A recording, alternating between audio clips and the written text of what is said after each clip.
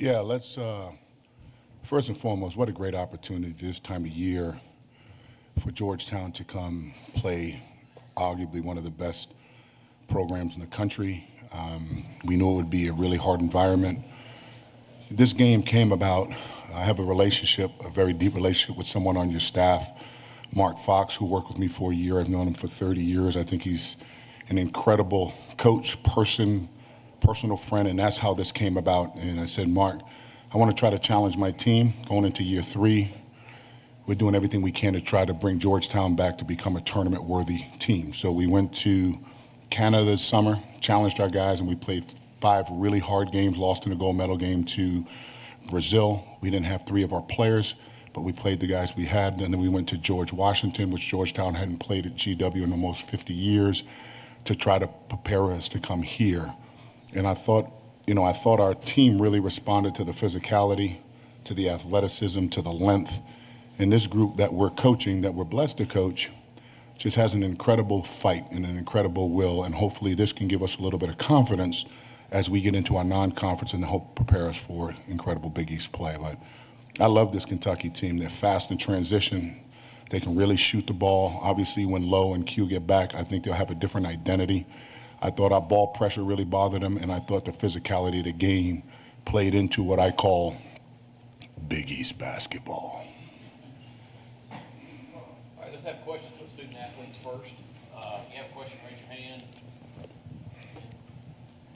hand. For Malik or KJ, it just seemed like you guys were really taking it to the basket against them, especially as the game went on. Was that the plan coming in, or was that something that you guys saw as the game kind of progressed? I'm sorry, baby, go ahead. For me, it was just something that I seen throughout the game. When I have a lane, I feel like I could take it. I feel like I'm quick enough to get to the basket. So it wasn't something that I planned on doing going into the game, but just opportunities I seen what the defense was giving. Just like Malik said, it was just in the flow of the game. I think we do a great job as a team at preparing, with our strength and conditioning. Shout out Coach White. And I think, just as a team, it was just flowing naturally as in flowing the game. Some questions, student athletes. Anyone else? Anyone in the back? Thank y'all. Appreciate it. Wow. Oh, I don't know what the hell y'all gonna ask me then. They were unbelievable. All I did was yell at them. All right, questions, Coach Cooley.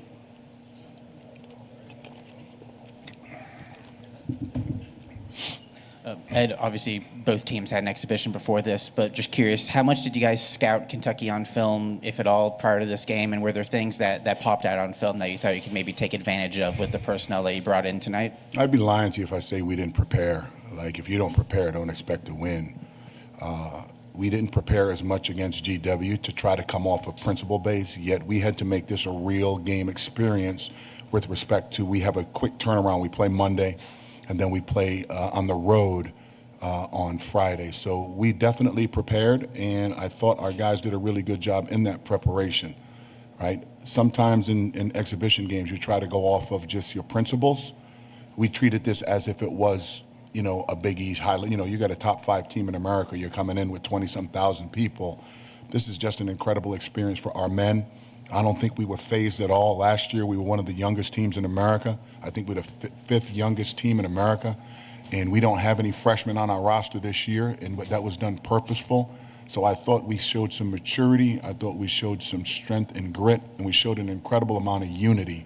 And I'm really, really proud of our men. You guys basically doubled them up in points off turnovers. You mentioned kind of the pressure getting to them. Was that the plan going in, or was that also kind of the flow of the game situation? No, I mean, our identity is we're going to pressure the ball. We're going to pressure the ball. We feel the strength of this Georgetown team is in our numbers. We have a lot of depth. We can go 10, 11 deep, and we can use multi-positional guys. We have a 3-headed monster at the center, Seal Juf, who's dealing with a bad ankle injury, did not play today. But we're going to need him throughout the year. And then we have a lot of interchangeable pieces. Our guards, with the exception of Malik, Malik is not blessed with the girth and length, but he's blessed with speed and understanding of the game. So I thought our versatility and able to move bodies around really helped in preparing for this game.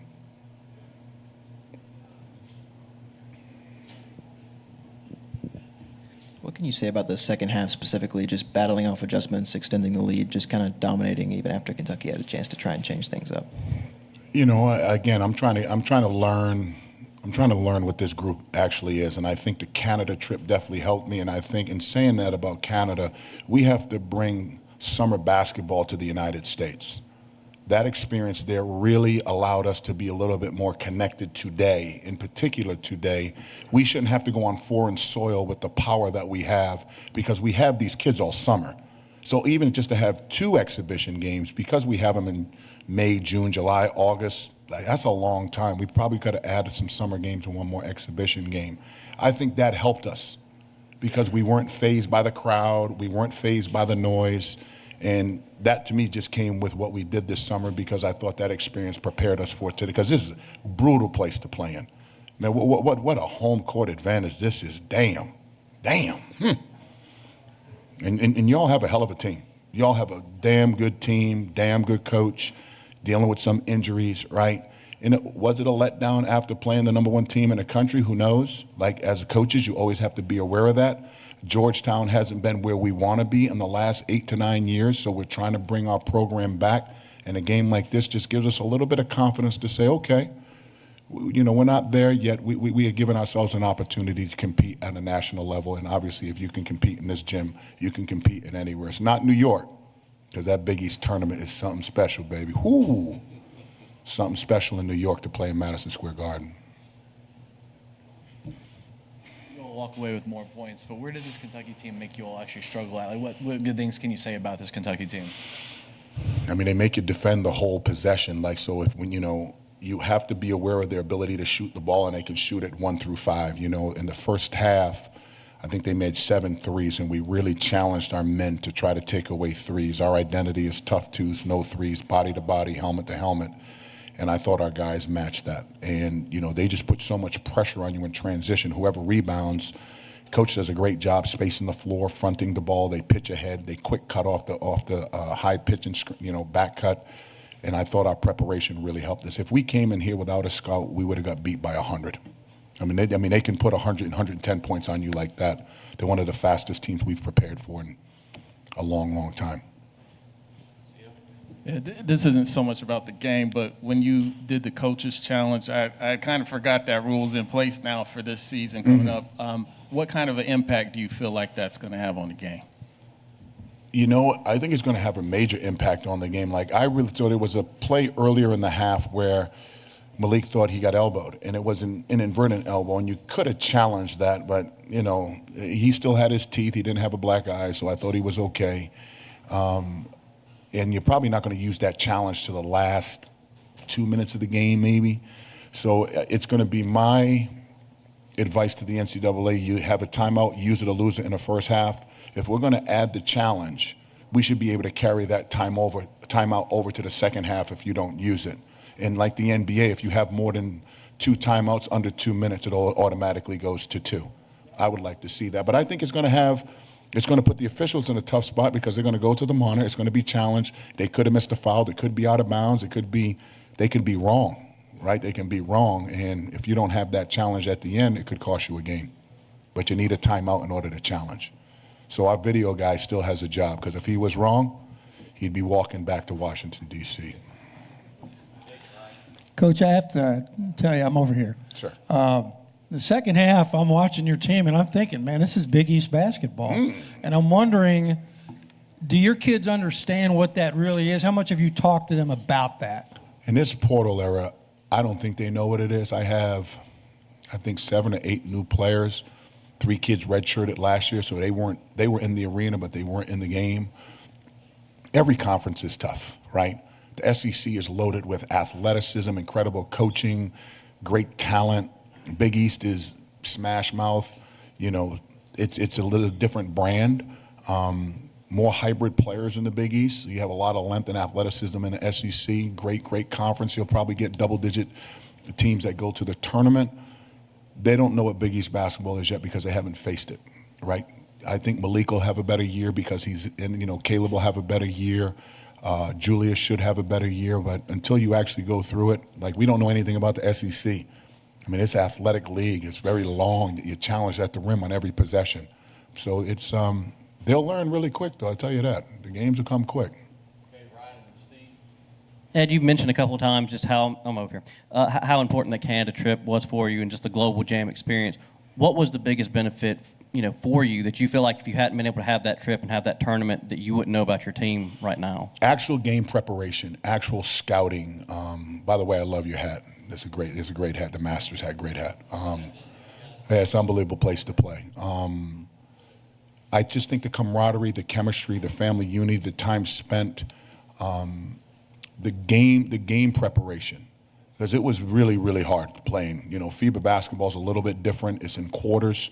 I don't know if I'm a fan of quarters. For me, if we do go quarters, I want to go 12-minute quarters if we're trying to get the game to look like the NBA.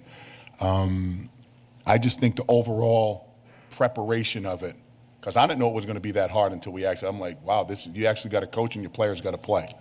And even though we were underhanded, I did see a competitive spirit with this group. I mean, really, really competitive spirit. And if we can keep that, we're going to allow ourselves an opportunity to try to have a decent year.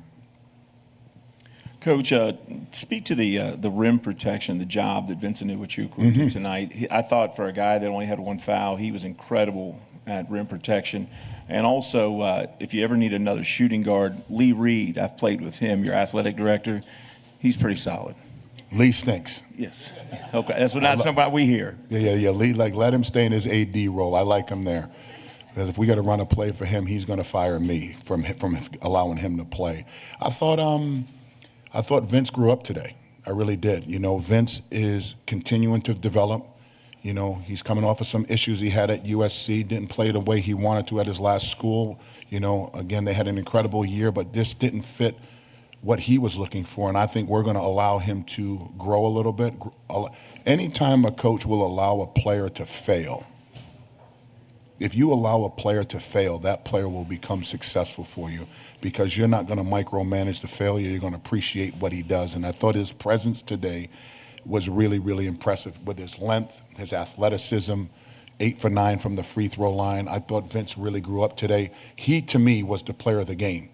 Everybody looks at who was the leading scorer. I thought the impact player of today was Vince. And I think he had the basket of the game. We were on the ropes a little bit, and we came out of a timeout. LaDante Hinton, one of our assistant coaches, said, "Coach, run this." So kudos to him for making, I think, was the call of the game.